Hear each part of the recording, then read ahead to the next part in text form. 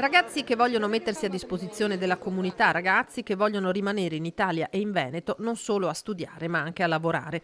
A Palazzo dei 300 la premiazione di 94 studenti trevigiani di medie e superiori che a giugno si sono diplomati con il massimo dei voti o addirittura con la lode. Non siamo riusciti negli altri 2 anni ovviamente a festeggiare in modo così bello all'interno del palazzo che è la signoria qua di Treviso, però avevamo mandato una lettera come riconoscimento. Ovviamente quest'anno invece riusciamo proprio a restituire anche la celebrazione, quindi con tutti gli onori a questi ragazzi che sono ovviamente testimonianza di resilienza, visto quello che hanno passato in questi 2 anni, ma soprattutto ragazzi che sono sicuramente curiosi e che hanno voglia di conoscere. 150 e 180 euro ai ragazzi delle medie usciti rispettivamente con 10 e 10 e lode, 250 e 300 a chi ha affrontato la maturità. È una bella responsabilità, è un riconoscimento che fa sempre piacere perché insomma ci si fa conoscere, ci si fa apprezzare per quello che si è fatto. Sicuramente è un onore, è anche una bella iniziativa per incentivare i giovani allo studio, che poi prima o poi si viene comunque premiati,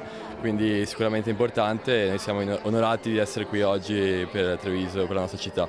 Sappiamo tutti che quello che conta è un impegno costante nei confronti della comunità. Diciamo che il percorso è appena iniziato comunque, quindi è stata una grande opportunità perché comunque ci dà la possibilità anche di investire, come ha detto il sindaco, per qualcosa che possa comunque aiutarci a crescere le nostre passioni anche verso il futuro. Le mie radici sono in Italia e quindi io ho deciso di rimanere qui, studio a Venezia e mi piacerebbe rimanerci anche in un futuro lavorativo. Un percorso che continua e al quale contribuirà anche la borsa di studio assegnata da Cassugana, che non tutti però sanno già come spendere.